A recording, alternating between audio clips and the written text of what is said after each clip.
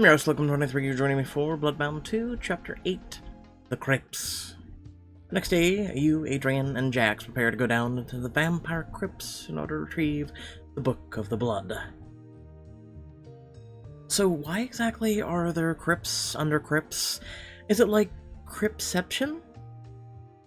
Believe it or not, the 1500s to the 1600s, Paris was the destination for European vampires. There was a whole society of us. We used the crypts beneath the catacombs as not just our hideout, but our home. But why a crypt? Perhaps that is the wrong word. It was more like a large underground complex.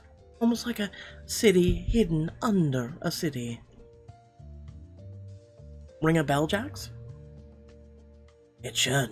The Shadow Den was loosely modeled after the Paris crypts, after all. It was très bien. It's in its own way. But then the Order found us. There was a massive battle. They had bricked off the main entrances, trapped us like mice. Oh God. So many of us perished that night, and after that nothing was the same. Our community never recovered. She dabs at the corner of her eyes with a napkin and takes a moment to compose herself. The crypts are a monument to what we've lost, a reminder of the tragedy we'd had to face because of the Order. Seraphin, I'm sorry. That's so horrible. Merci, Emmy. I wish things had gone differently. Have you ever gone back down there? I wanted to, but it wouldn't be safe to go on my own. I wouldn't want to endanger anyone else. But you're totally fine with us going? You have a sword on your back. Touché. What else can you tell us about the crypts? How did the crypts come to be in the first place? The Parisian vampires were trying to find a place not only to hide, but to thrive. It needed to be some place where the common folk wouldn't go, so we thought, why not the catacombs? Definitely wouldn't have been my first thought, but then again, I'm not a vampire. Thankfully, an expedition located underground caverns that we could convert into our own space. And what a space it was. Seraphin gazes off, lost in the memory. You lace up your boots, while Jax double-checks his weapons and Adrian shoulders a hack of tools. Thanks for bringing these, Seraphin. We have no idea what we'll find down there. Of course, the crypts haven't been explored in centuries. I figured you should be prepared for anything. Are you not coming with us? I wasn't planning on it, but I'll admit I am curious about what may have been left down there. Not to mention you'll know the area well. And you'll always say that you wanted to go back one last time. This is a chance to bring Seraphin along on your journey. Get to know her better and use her skills to navigate the crypts. Why not?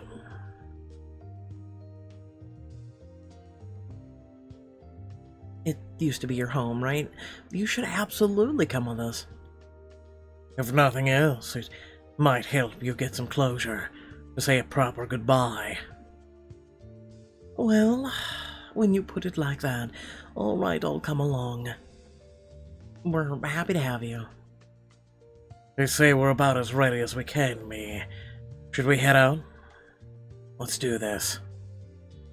Hell yeah, I'm ready to get my Lara Croft on. You really miss Lily, don't you? Yeah. You follow Seraphin's directions through the city and find yourself outside a large cathedral. Oh, is that the way in? Seraphin did mention we would be taking an unconventional way. This will still lead us to the catacombs and keep us away from all the tourists. The tourist entrance is a little more than a hole in the ground covered by a shed. It's hilarious how many people walk right by it. Seraphin leads you to a small door at the back of the cathedral, tugging on the padlock and snapping it clean off the door. It's volet. After you. After sneaking through an aisle, inside the nave, finding a secret door in the back corner of the room, and descending a rickety ladder, you find yourself in the catacombs. Whoa, this is like a literal city of bones. Yeah, it's cool as hell. I didn't know you appreciated the goth aesthetic, Jax. I mean, I'm not about to slap black eyeliner on, but this place is amazing. I wouldn't rule out the eyeliner yet either. I think you'd look rather dashing. You know, the catacombs are said to hold the remains of over 6 million people. That is a lot of dead people. The Paris cemeteries were overflowing, so this was their solution. That's grim. Imagine just having your bones tossed on dozens of other people. It's a little sad, but this eventually became a place for celebration and festivity. They started having concerts and parties down here. Lily would love that. You all make your way through the corridor filled with bones as femurs and skulls pile on top of each other to form walls. Yeah, I'm just gonna call it now. If I see any hint of creepy cult stuff, I'm out. Yeah, well, I'm in. I love that stuff. You pass by something that looks like a large goblet on a pedestal. What is this? I'm gonna go with leave it alone. It's very tempting, but I probably shouldn't touch it. What are you muttering about? Nothing, just looking at the bowl thing. Just don't touch it. Yeah, I've watched enough Indiana Jones to know not to. I wasn't. Wait, why? It could be haunted or something.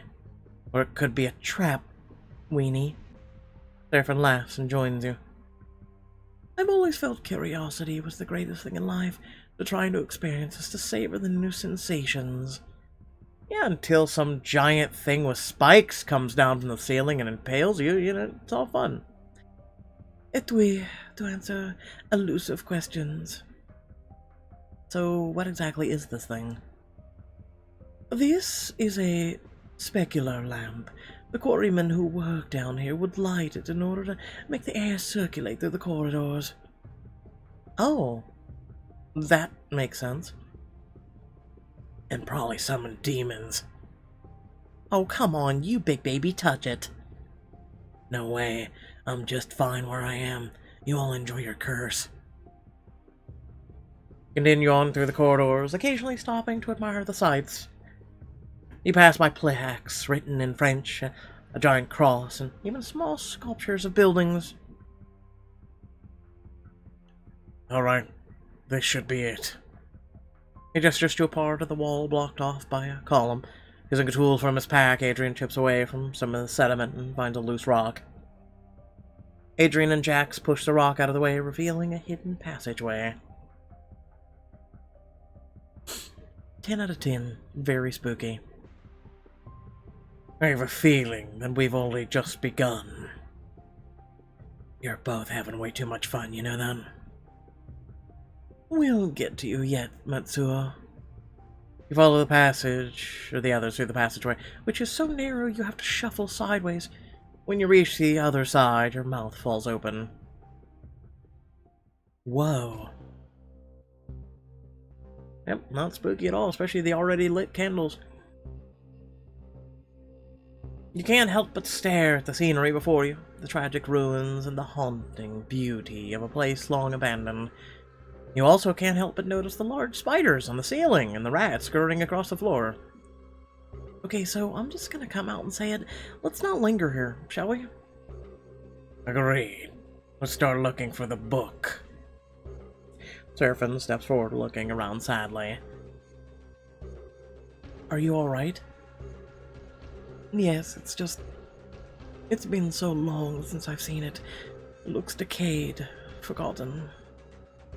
She sighs and fondly puts her hand on a nearby pillar. At least I can say a proper goodbye now. As the group moves forward, you realize there are skeletons on the ground, wearing moldering formal wear. Is this from the Order's attack? Yes. They must have been trying to escape, only to realize the passageway was blocked. Bastards. If the Order goes down in flames. Seraphine pauses to take in the skeletons, her lower lip trembling slightly. She says something in French that you can't understand, but they feel like parting words. We'll need to squeeze our way through these passageways. Looks like a tight fit. The Order tried to collapse it on us during their raid. Adrian goes through first, moving carefully into the tight space. I think I remember the right way to go. I'll go after Adrian and give directions. The rest of you follow behind. With that, she slips in after Adrian. Jax follows, grunting as he wedges himself inside, and you follow shortly after. Rocks crunch under feet, and you think you can hear bats in the distance. How far are we gonna go exactly? I'm suddenly very claustrophobic. It's a short walk, Miss Sherry. Just stay close and take deep breaths.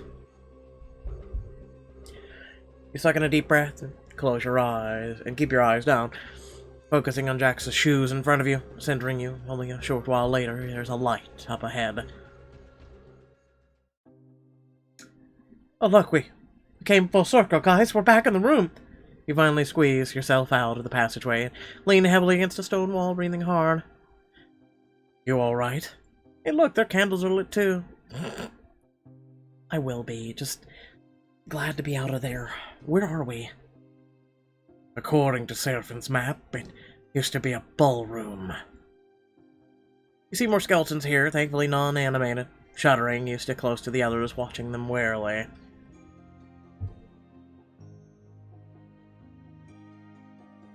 We had so many grand parties here. So many nights of debauchery and fun. And then the Order came. She crosses her arms and you put a hand on her shoulder and she smiles sadly up at you. It was long ago, but it still feels so fresh. I understand. So, where do we go now? Where's the book? The tomb we're looking for should be close by. Come. You're about to follow when you notice something clutched in a nearby skeleton's hand. It looks familiar and out of place. Another piece of the painting. You approach the skeleton slowly, reaching for the painting fragment clutched in the bony fingers. From the fragment, you can see a whirlwind of extravagance. Seraphine in a dazzling gown, din of laughter interrupted by screams, blood splattered on the walls. I was hoping you'd show up. Oh, Camilo's here. I wouldn't miss a gala as fine as this. Hold on 1 second, allergies before we, yes, I'll pick the diamond choice. Shh, be quiet.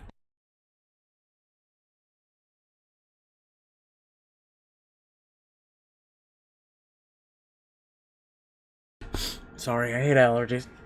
It either bothering me. Moving on, take it.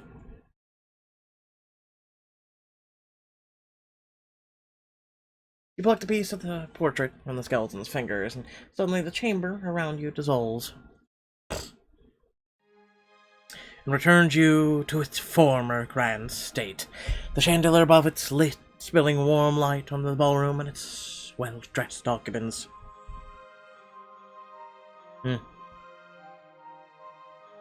Everyone looks so lovely. So, as do you, my dear. Seraphine turns with a wide smile. Wow. I like the outfit choice, actually. Black and red. I was hoping you'd show up. I wouldn't miss a gala as fine as this one. They briefly embrace, kissing each other on each cheek. If you're here, does that mean... A man walks up to Camille's side, wrapping a possessive arm around her waist. Seraphine, it's been too long. Gaius, mon cher, it is good to see you. Très bien. Gaius smiles and pulls Camilla closer to him. Camilla lets him, smiling indulgently.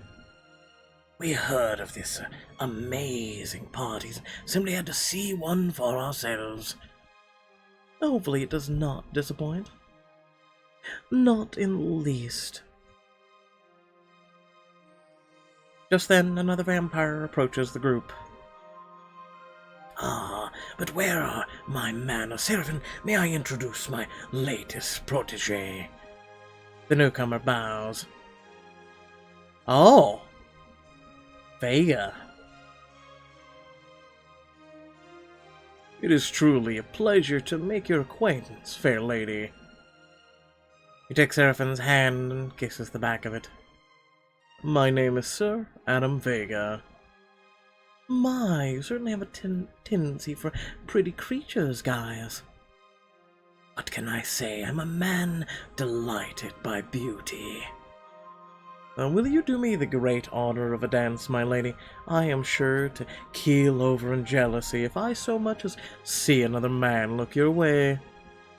Seraphine smiles grotesquely, batting her eyelashes at him. Let me gauge your skill at Galliard, then. She takes Vega's arm and he steers her towards the dance floor. Camilla sighs softly, watching Vega and Seraphine dance. What is it, my queen? It is nothing much. Just, I simply enjoy being here, where everyone is so carefree.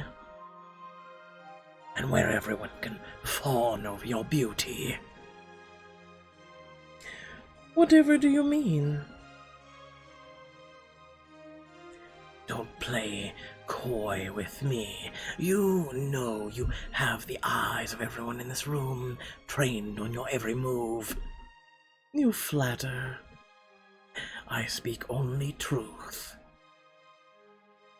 Oh my god, Marcel.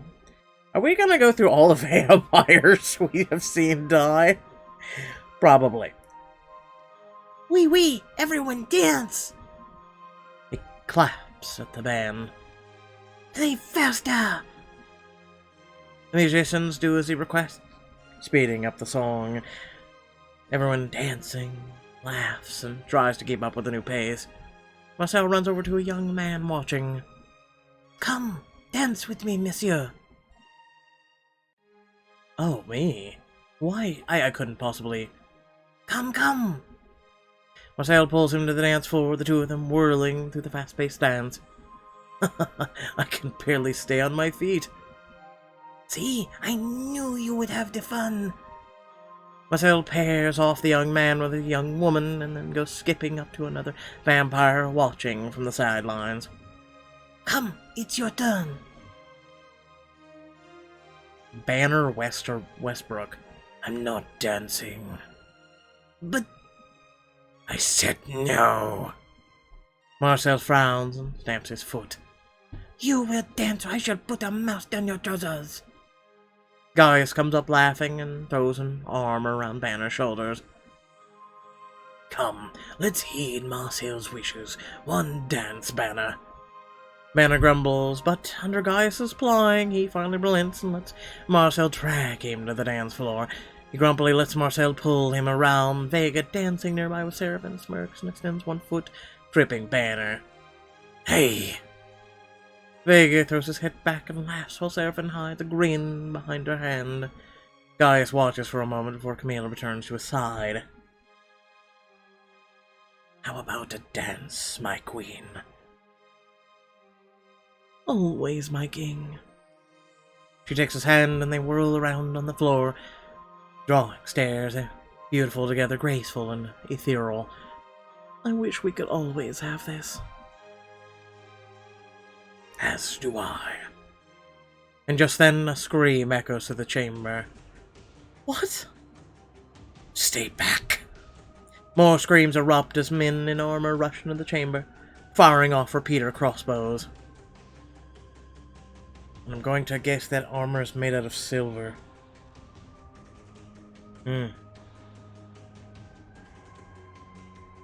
Hit them off before they can escape! No!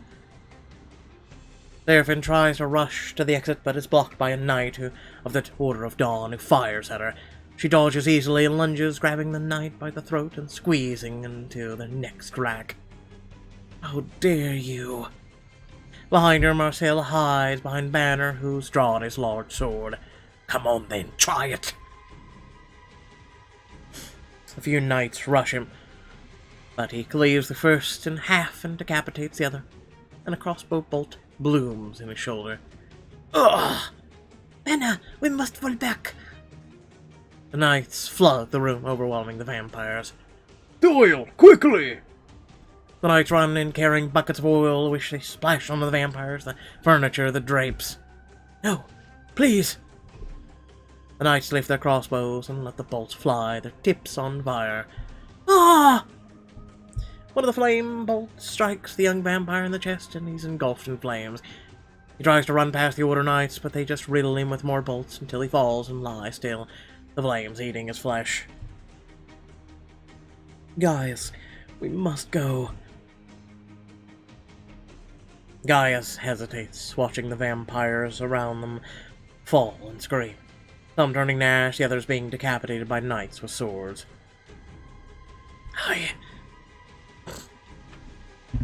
Vega runs past them, shoving Camille out of the way.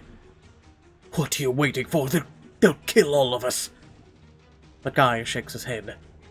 No, I must protect the others. Gaius! All of you run, or hold them off. He pulls a nearby vampire to her feet, pushing her towards the last remaining exit, and then he drags Banner away from the fight against the two knights. Take Marcel and get out of here. Keep the survivors safe.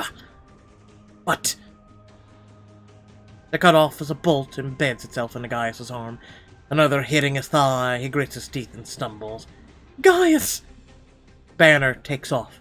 Marcel running after him, Gaius stands between them and the knights, catching more bolts that thud his body, and with wood and metal. Ugh, you'll pay. All of you human scum will pay. Even as the survivors flee, Gaius keeps fighting. He tears one knight in half, smashes another against a wall, twists off a third's neck, another bolt punches through his arm, one through his shin, one through the side of his neck. Gaius, you should maybe learn to dodge. Keep coming. I'll kill all of you. Gaius collapses to his knees. Gurgling blood, a knight approaches him and raises a sword high. Burn in hell, vampire. When a lance whistles through the air and punches a hole clean through his helm. Not today, you bastards. As the ballroom burns and couples, the vampires dying all around them, Camilla grabs a limp, bleeding Gaius and drags him through the passageway. The others. It's too late for them. We must go. Amidst the chaos and blood, the ash and flame, Gaius locks eyes with Camilla, and, drowning in his blood, he whispers, This is not the way the world should be. Then we should build a better one. Just as they escape, the passageway collapses, leaving everyone else to turn to their grisly fates. You come back to yourself in a rush.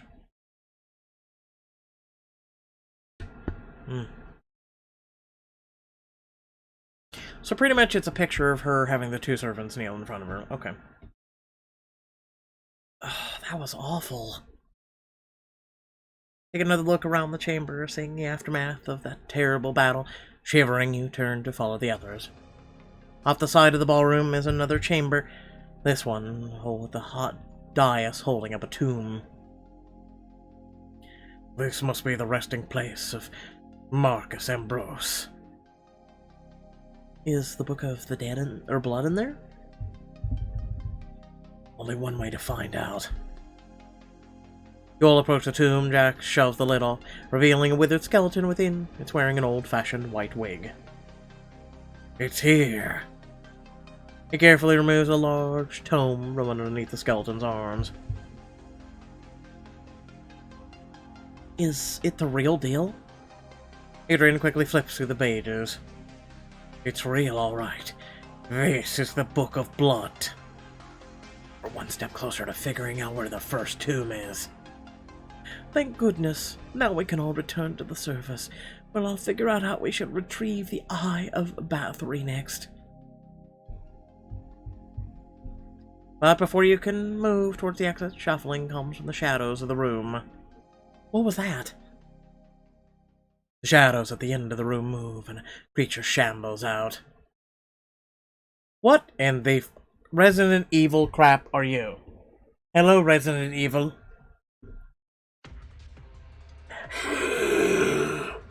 A feral. What the hell is wrong with it? The creature shambles towards you, clicking, drooling, claws outstretched. There have been rumors that feral phenomena could change in response to the environmental factors. This one must have been evolved from this environment, a crypto-feral. I don't give a damn what it's called, I'm not getting eaten by a cave monster. And she's a sword with a spin, decapitates the creature, crumbles to ash. Now, let's get the hell out of here. But he trails off as the walls and ceilings begin to undulate as a half-dozen more crypto-ferals descend on you. Amy, stand back! Adrian tackles the oncoming crypto-feral and punches it once, twice as it reaches for Adrian's neck with claw-like fingers. Adrian grabs its head and smashes it against the ground till its skull splits open. Oh my... You scream and jump out of the way as one of the monsters tries to grab you. Losing your balance, you fall off the dais and roll across the floor. Adrian, Jax! But they're both occupied with the crypto-ferals and don't hear you. I guess we completely utterly ignored the other girl in the room, huh? Pushing yourself to your feet, you back away as two crypto-ferals lurch towards you. Oh god, what do I do? A familiar figure comes between you and the crypto-ferals. Come on, boys. Show me what you've got. The monsters lunge at Seraphim. Watch out! Seraphim reaches towards the nearest crypto-feral and grabs it by its shoulders. Ah. She effortlessly lifts herself up over the crypto-feral. As she falls, Seraphim lifts the crypto-feral over her head and slams it into the one behind it. Whoa. Seraphim cracks her knuckles and neck as the crypto-ferals scramble to their feet. Okay, I'm really loving Seraphim. Again? Tackle one, find a weapon. I can't let Seraphim take them both on by herself. You cast around for something, anything to use as a weapon, and spot the Book of Blood. That'll do. Hefting the heavy tome in your hands, you rush forward. Eat this counter-discount ass golem. I give her a point. Smash the book against one of the monster skulls. Amy! The crypto-feral staggers back, but you keep advancing, striking with the book using the sharp corners. Take this and this! Finally, the crypto-feral falls and doesn't get back up, twitching uselessly. Seraphim, making a quick work of her own crypto-feral, puts a hand on your shoulder. That was amazing. And strangely attractive. I try. You look around and see all the crypto-ferals are dead. These things are horrible. What even are they? Adrian comes up to join you, and the Book of Blood held under his arm. I thought I had the Book of Blood, now he's got it mysteriously. Ferals, they were trapped after the attack. They must have evolved into these. He nudges a dead one with the toe of his shoe. How awful to be trapped here for hundreds of years. Well, we got what we came for. He lifts up the book. Now let's get the hell out of here. Seconded. On your way out, Seraphim takes one last look around, her eyes shining. Ah, Revere. Places a hand against the nearest wall and bows her head. After a moment, she follows after you. You all trudge out of the crypts and the catacombs, eventually making your way back to the apartment. I need a bath, and a nap, and therapy. Yes, I think we should all rest up today. But once night falls, we should celebrate. You should all come back to my nightclub tonight. Take some time to unwind and relax. That does sound tempting. Are you kidding? After today, I could do with about 100 drinks. Count us in, then. Marvelous. I'll see you tonight, then. And if you'll look in the closet, I left you something special for the occasion. Seraphim winks and leaves. You open your closet to see a beautiful, sexy dress, hanging with a note that says, "Pour toi, ma chérie." Wow, this looks incredible. Definitely the right look for a nightclub. And maybe it'll impress someone. Oh. Hello. Hi. How are you?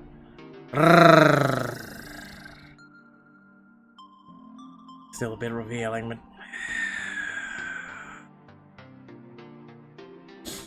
What do you do, this Pixelberry? It's like someone at Pixelberry knows my weakness. And it looks so soft, too.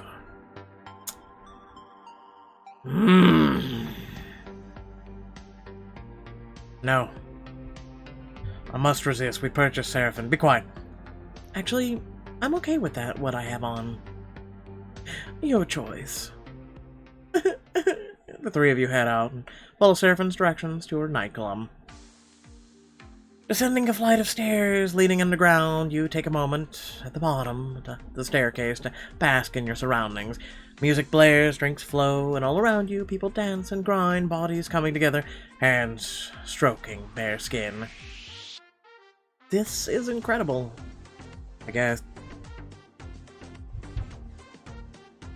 Seraphim has always had a knack for parties.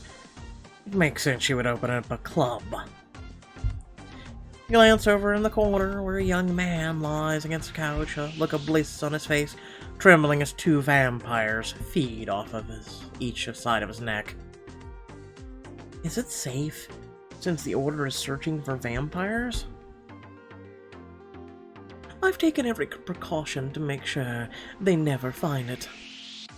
You turn and find Seraphim has joined you, looking radiant in her natural surroundings. Come, enjoy yourselves, my treat. A waitress comes up with a tray of bubbly pink champagne, and you all take a glass. Don't mind if I do. Let me give you the tour.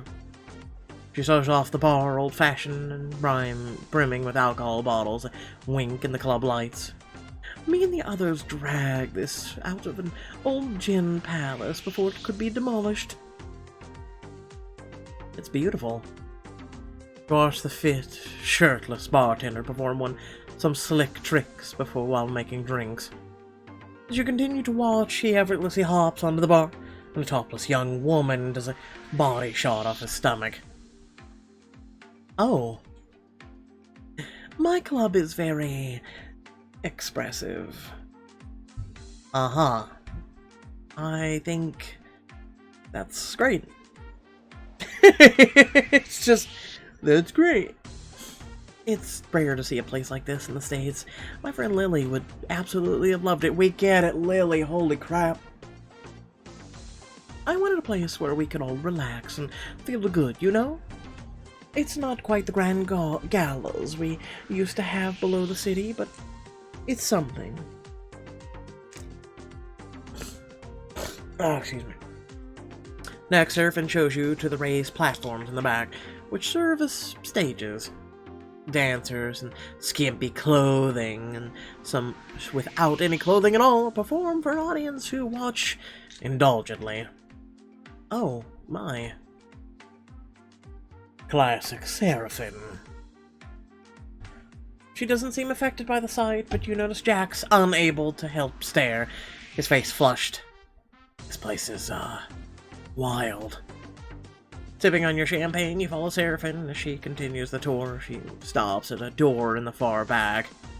Here we are, the best for last. She opens the door and ushers you all in. Inside is a lavish room with a sofa, bed large enough for 5 people, as well as a sitting area and 2 more bottles of champagne. I reserve the VIP room for you 3 tonight.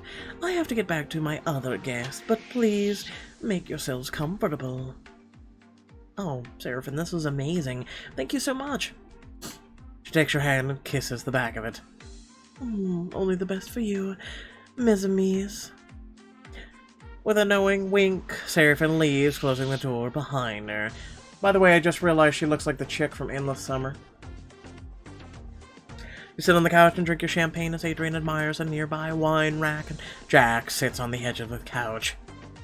So, boys, how are you feeling? Like this whole trip has been a fever dream. I have plenty of bruises that say otherwise.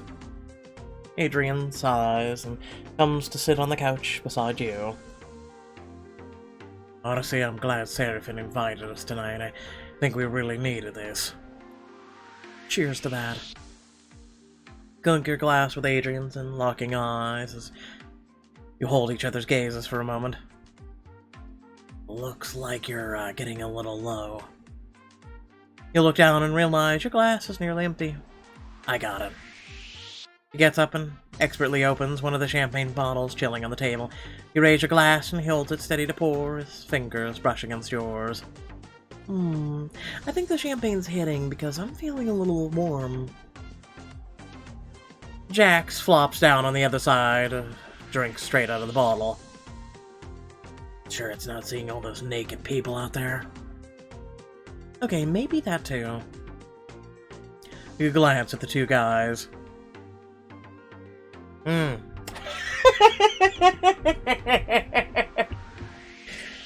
Hell, I know what all the females want.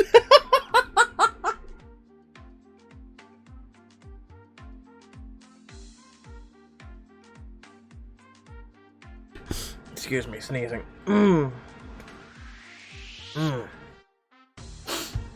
Yes, ladies, I know what you want. Boy, it's pretty hot in here, huh? Reach over the table and pluck an ice cube out of the bucket on the table. Glance over at Adrian, smiling seductively as you pop the ice cube in your mouth, letting your finger linger at your lips. Did that do the trick? He tugs at his collar, loosening his tie. Not yet. It's still pretty warm. Scoop up another ice cube, tossing your hair over your shoulder. Eyes connecting with Jack's for a moment, you touch the ice cube to your neck, letting the cool liquid drip down your throat, your collarbone. It is pretty hot in here, isn't it? In the quiet that follows, the moment feels charged, electric. There's an energy in the air, one that makes your heart start to race, one that sets a tingle in your stomach. Something about the smoky air, the distant thump of the bass with the adjacent clump, the tickle of champagne in your belly makes you flush, your skin hot all over. You put a hand on Adrian's thigh, another on Jax's wrist. They both look at you with hunger in their eyes. Maybe we should head out. Or we could stay a little longer. His lips are close to yours. Behind you, you feel Adrian's breath hit the back of your neck, making you shiver. Oh.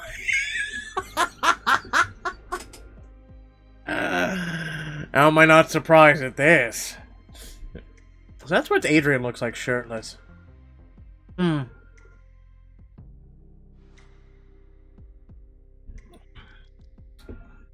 we've got both of them. So there's only a 5 diamond difference to get both. That seems interestingly cheap for Pixelberry. I like his tattoo. No one. You clear your throat and get to your feet, wobbling a little. I think I'll go get another drink. A little while later, you're making your way back to the bar. You know you could have made a 4th choice, 45 diamonds, and had Seraphim join. I'm just saying. Phew.